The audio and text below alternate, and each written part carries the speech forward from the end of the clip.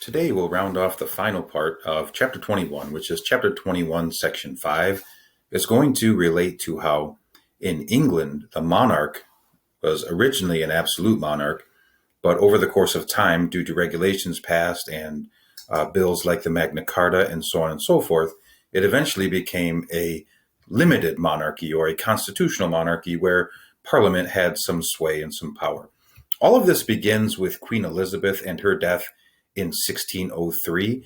She was a really well-renowned ruler, a very famous Renaissance woman, but she did leave her successor a huge debt, and she did not have children. She was never married, so who was going to be her successor was a point of contention in itself.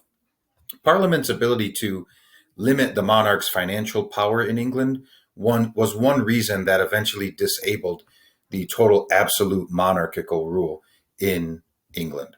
And that's going to be something that we'll talk about throughout the lesson. First of all, monarchs defy Parliament. We'll take a look at who was the heir to the throne.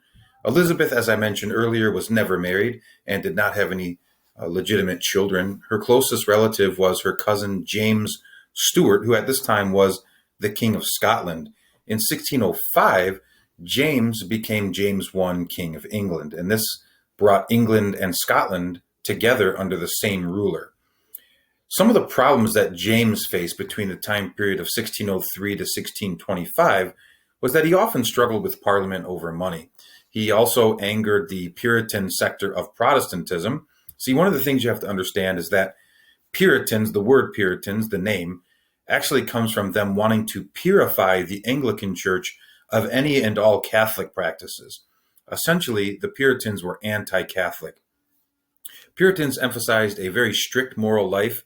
They opposed practices such as merrymaking, what they called this. This would be having a lot of fun in public, like enjoying festivals or dancing. Although they could not convince James, the king, of much, they did get him to create a translation of the Bible, which was called the King James Version, which is very much a Protestant-friendly version of the Bible. Next, after James, comes Charles. Now, James passed away in 1625, and that brought Charles I into the English throne. He's basically James's son. He wanted to raise money to fund wars against both Spain and France, and so Parliament refuses to give him those funds. And Parliament's playing a little game here. Let me try to do my best to explain. In 1628, the Parliament refused to grant him money until he would agree to sign a document known as what's called the Petition of Right. There were 4 points to follow that they wanted out of the Petition of Right. Number one, they wanted it so that the king could not imprison subjects without due cause. The king could not levy taxes without Parliament's consent. That means you can't raise taxes without getting the consent of Parliament. You could not house soldiers in private homes. So you couldn't take your soldiers and move them from the barracks into a city that you might want to take over or regulate and let these soldiers stay in people's homes. That just was wrought with a lot of problems. And so they wanted to get rid of that, and also would not impose martial law in peacetime. Martial law is essentially temporary rule by military authorities over civilians. So these are some of the basic tenets, not all of them, of the Petition of Right. Parliament is saying, all right, if you want our money, if you want us to fund these wars, then you have to agree to sign this document. Charles basically ignores the agreement. He combats Parliament by simply refusing to call it into session from 1629 to 1640. So to earn money, he goes against the Petition of Right, and he heavily raises taxes and fines on English people. So the Petition of Right, though, it was important, even though King Charles ignored it, because it was sort of a change in the way English people viewed government. It was kind of this game that Parliament could play. Parliament was kind of telling people that they were working for their rights, and so they were trying to gain power in that manner. This all led into the English Civil War. One of the things you got to understand is that Charles attempted to make Anglican faith, or the Anglican religion, the official practice, and this offended Puritans and also Presbyterian Scots. Charles attempts to make Anglican the official religion for both of his kingdoms. He ruled England and Scotland like his father did. But the Scots, they don't like this. They threatened to invade England. Charles then, once again, needs money to protect against this attack. So what he's going to have to do, call Parliament back into session. When Parliament comes back into play, they're going to say, oh, he really needs our help now. So this is where we're going to try to place more restrictions on his power. So this is kind of a back and forth game that's being played. Charles tried to have some Parliament members arrested, but he was unsuccessful in 1642. The people of London began to dislike Charles. They formed mobs outside of his palace.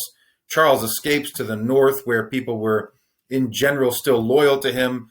News back in the 1600s didn't spread as fast as it does today.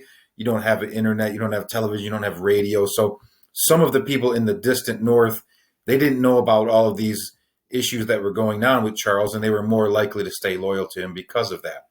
All of this eventually led into the English Civil War. It was fought from 1642 to 1649 between the supporters and the opponents of King Charles. The supporters of the king were known as the Cavaliers or the Royalists. So the word Cavaliers, like if you follow basketball, the Cleveland Cavaliers, they are supporters of the king. A Cavalier comes from a knight, kind of a chevalier, which means a horse riding knight, and they are generally supporters of the king. So it's kind of odd that LeBron James used to play for the Cavaliers, and his nickname was King James, and Cavaliers are supporters of the king. So just a little bit of a side story there. But nonetheless, one of the things you need to take a look at is that the opponents of the king, King Charles, they were the Puritans, and they were supporters of Parliament, and they were called the Roundheads at the time because they cut their hair really short, kind of like the old school bowl cut. One of the key leaders of the opposition, or the opponents to the king, was Oliver Cromwell. He was a general in the command of the Puritan Army in 1644. He created his army. It's called the New Model Army. The army eventually began to defeat the Cavaliers by 1645, which sort of changed the tide in the English Civil War. By 1647, they had actually captured Charles and held him prisoner. In 1649, Charles was brought to trial for treason against Parliament. He was found guilty, and he became the first monarch, especially in Europe, to be beheaded in a public execution. Here's a little drawing of that here. Basically what they would do back then, guys, is they would put a mask or a bag over the victim's head. The executioner most likely would have had a mask on too, so that his identity wouldn't have been known. And they'd have a wood chopping block. They'd have the person lay their neck basically on the wood chopping block, and they would use a large axe, somewhat like this, to actually chop off the head of the convicted person. And this was the first public execution of a monarch, especially in Europe. You may be able to dig up some in the other parts of the world, but in Europe, when we're talking about absolute monarchy with the divine right backing it up, this is one of the first instances of that. And people did come as a form of entertainment to watch these public executions, which happened quite frequently back in this time in England. Okay, so the guy who comes into power next is Oliver Cromwell. He doesn't rule as a monarch, but rather he establishes for a short time what's called a commonwealth. It's a republican form of government where people are elected, and Cromwell's goal was to establish what's called a Great Britain. It would bring together in a unity England, Scotland, and Ireland. The English had actually long been in control of Ireland since the 1500s, and as you know, they were in control of Scotland as well. But because of revolts in both Scotland and Ireland, Cromwell has to use military power to reconquer those lands. By 1649, he had done that, and both countries became part of what was called Great Britain. Puritan morality is something that I think I would focus on because Cromwell was a Puritan, and the Puritans were sort of in charge of England during this time span. Cromwell and the Puritans, they really wanted to reform society. They outlawed activities that they thought were sinful, such as things like theater, sporting events, and even dancing in public.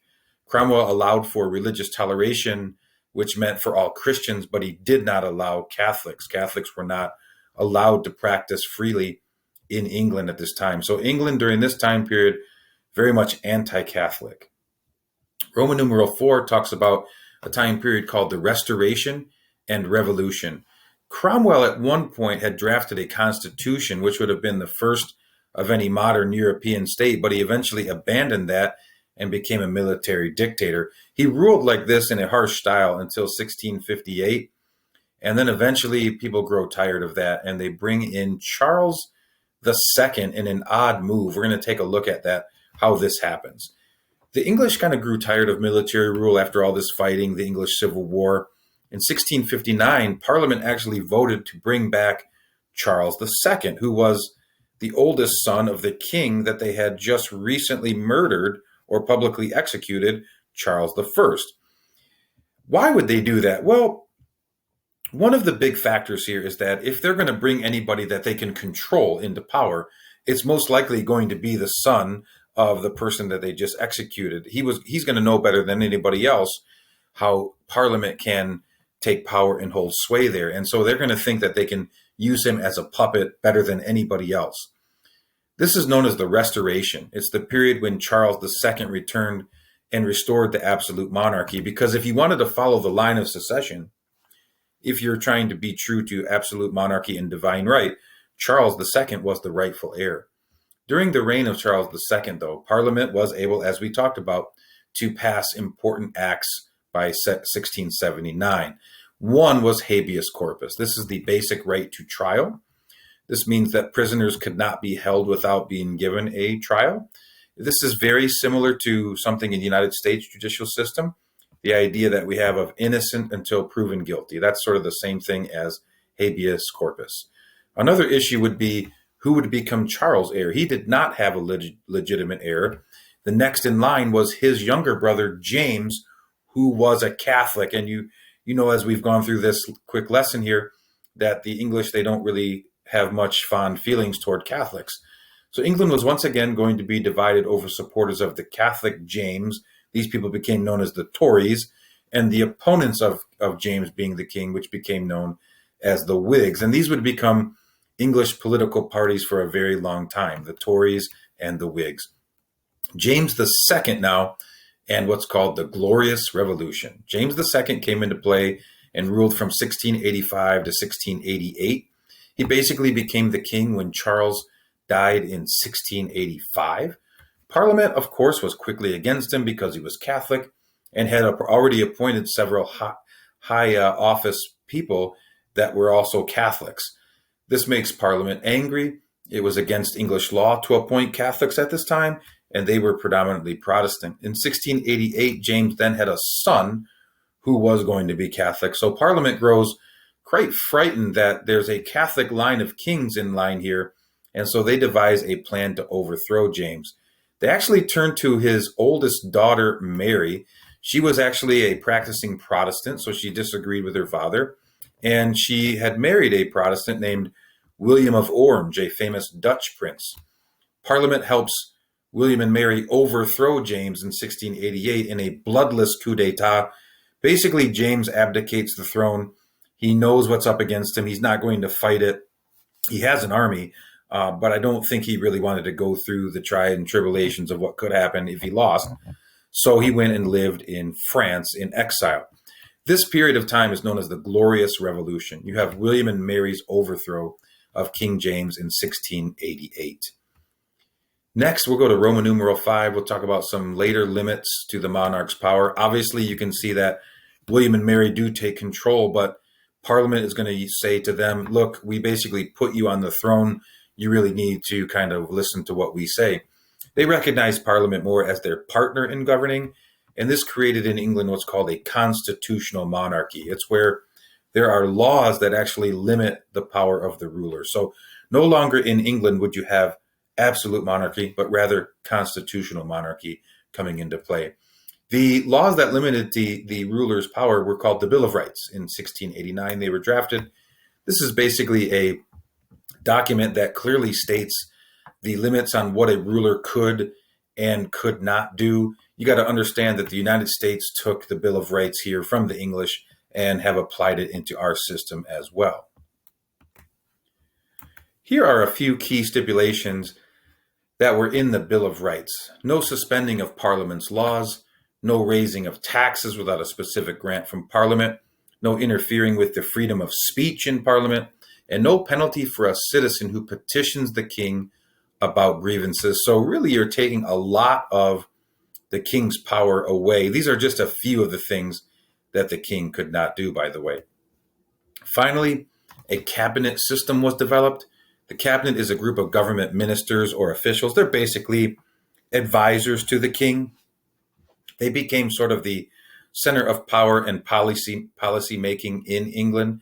Eventually, it led to the position of prime minister, which is the most powerful position in English government today. Now, I do want to share with you just a little synopsis here of the English line of rule, kind of what we went over today. We'll take a look at that. If you want to take a look at some of the key figures here, I'll reduce this down.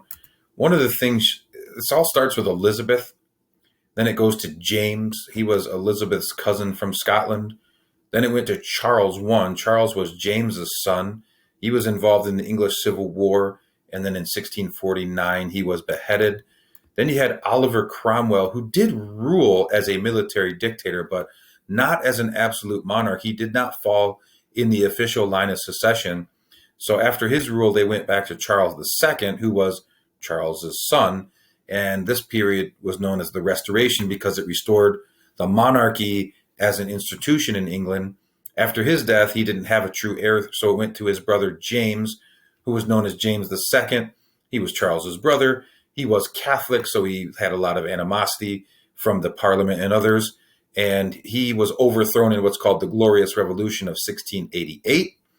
Then you have William and Mary. Mary is actually the daughter of James. She was a Protestant, though. She was married to William of Orange, who was from the Dutch Netherlands. They overthrow James in a bloodless revolution called the Glorious Revolution that we just talked about. And then their power became known as a constitutional monarchy because their powers were limited by what is called the Bill of Rights, which was put into play in 1689. Thanks for listening.